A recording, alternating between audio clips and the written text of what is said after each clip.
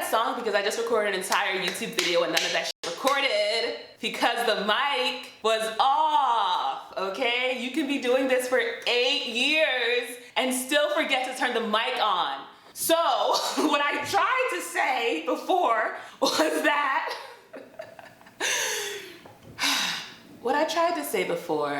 so eloquently, you'll never know. Let's see if we can do it round 2. It was actually this process that I had because of Timothée Chalamet, where I was on TikTok and I saw this video of him doing Nicki Minaj's Roman Revenge, and he's in like the full wig and he's just giving it his 1000%.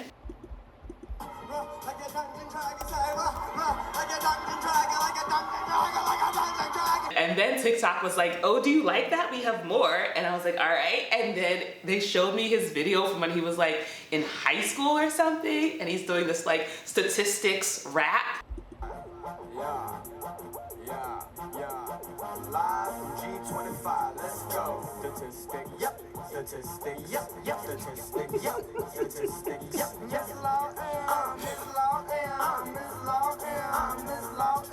And one of the things he says in the video is, the probability you see me on TV, 1000 trillion%. I love that he from the beginning was like, I am a f***ing star.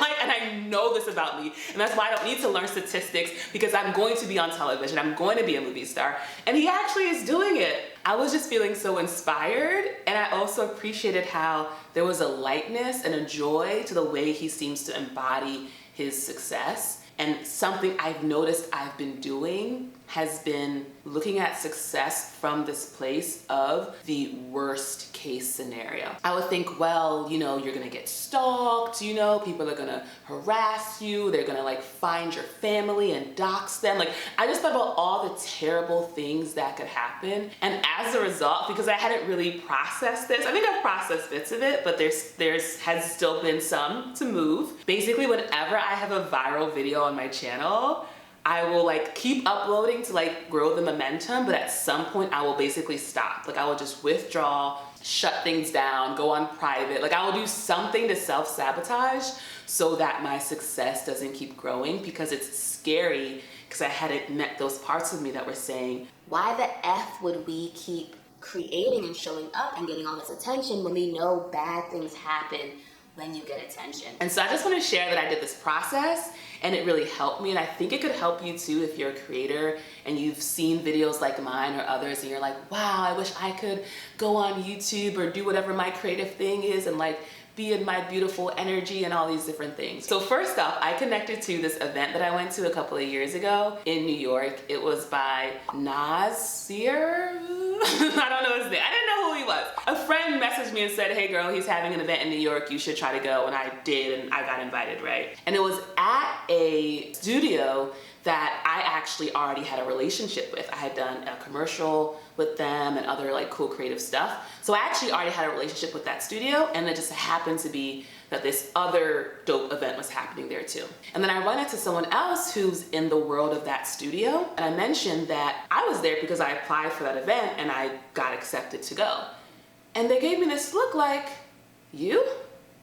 And I was like, whoa, because that was such a sense of like, really?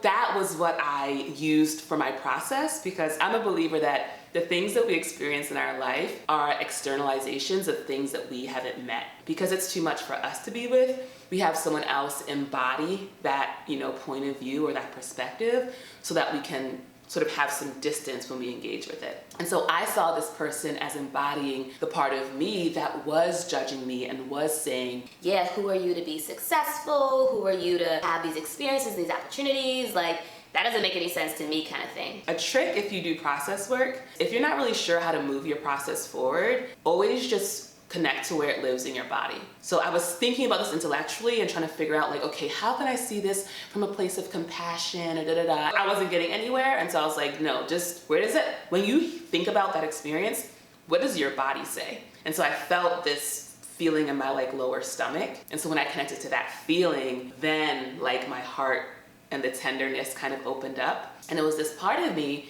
that's been in hiding and sees honestly living here in Mexico as being in hiding, sees making my Instagram private as being in hiding, and was essentially saying, why would I put myself out there when there are these people on the internet and in the world who are unsafe, who could hurt you, find you, stalk you, like who could do that to your family, the people that you care about. No one's making you make YouTube videos. You could just mind your business and pay your bills and not deal with any of that stuff, right? And so I was with this really tender part of myself. Another thing I realized with processing was the key to moving it forward is always to meet that part of yourself and allow it to be there, allow it to be okay. And so when I felt this part of me that was in hiding, I connected to, you know, you're right, we should stay hiding.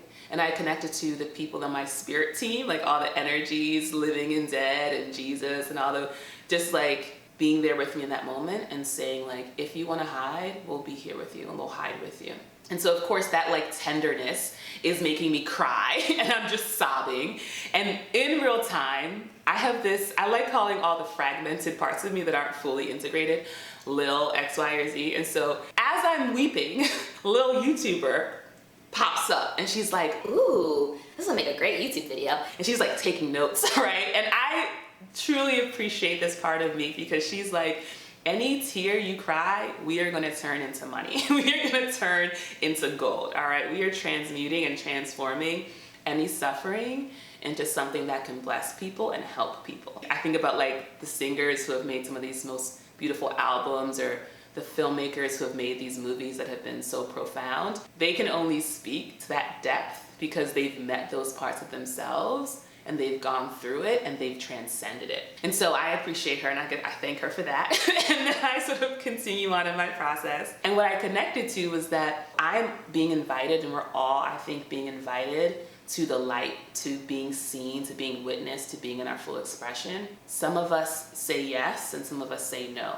And some of us say yes and we're walking towards this light and we're letting more of it, you know, more and more of it shine on us. And then we reach a point where we say, okay, this is enough light. This is actually too much light. Let's just stay right here. And then some people, they keep walking and they keep walking and they let more and more and more of the true light of their soul be seen by the world. And I feel like that's the invitation we all have, is to keep walking, to not stop when things get scary. If we stop, we make sure we do our work so that we can keep going, right? The point is sort of endless, infinite growth of our, you know, eternal soul. And I think the folks who like make the music and, you know, make the movies and this art that has surpassed all of this time, it's because they're really connected to the light and they brought it down and it continues to shine on the world long after they're gone. And so if you're someone, like I said, who, you know, you want to be creative in this way and there's a part of you that's just like, oh, it's really not a good idea, I would invite you to honor the wisdom of that part and pour love on that part.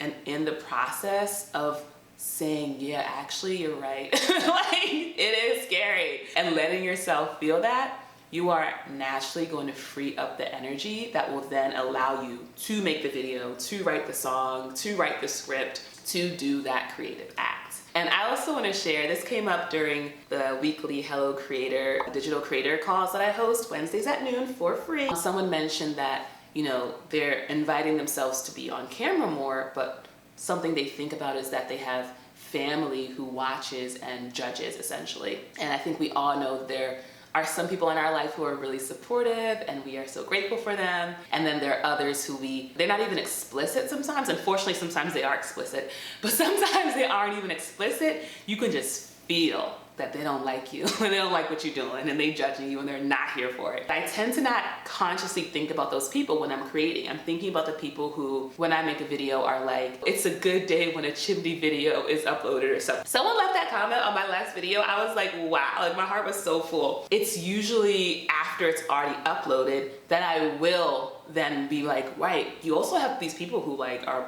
maybe watching and thinking some things that aren't so kind or judging or whatever else. And what I connected to was those people are watching the video, but they're also seeing the comment section and they're also seeing the amount of love that's being poured on me by people who have maybe never even met me in my life, but they are just being so supportive and so kind. And so when I see that, I think, you know, I bet the only reason you would hate on someone or judge someone is because there's a part of you who like wants to be in your expression and has been telling yourself that you can't do it, and so you get mad when you see other people doing it, right? And so I just connect to this idea that whenever they see all of this love, it waters the seed in them that says, maybe if I did it too, if I created too, if I put myself out there, I would be loved in the same way. And it just slowly waters that seed and allows it to grow, because the only reason you wouldn't put yourself out there is because of fear,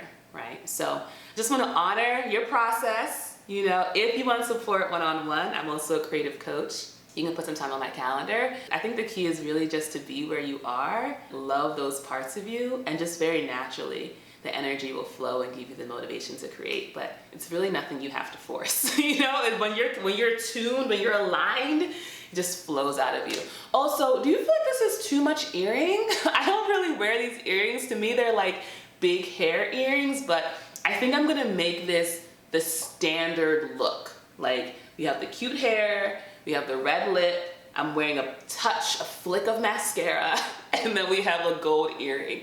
I feel like it'd be good for my brand to have like a signature, and so I'll think of this as like my YouTube face. This is my face uniform for YouTube. Obviously it's a winner. But if you want to comment below and affirm that for me, you know I would love it. The power of telling people how you feel when it's positive, it's undefeated, y'all. Like, I only came back on YouTube because 2 people said they missed me. Didn't even need to be a lot of people. Just 2 people were like, girl, where are you? And I was like, I need to get back there. I need to get back to the people. Okay, I love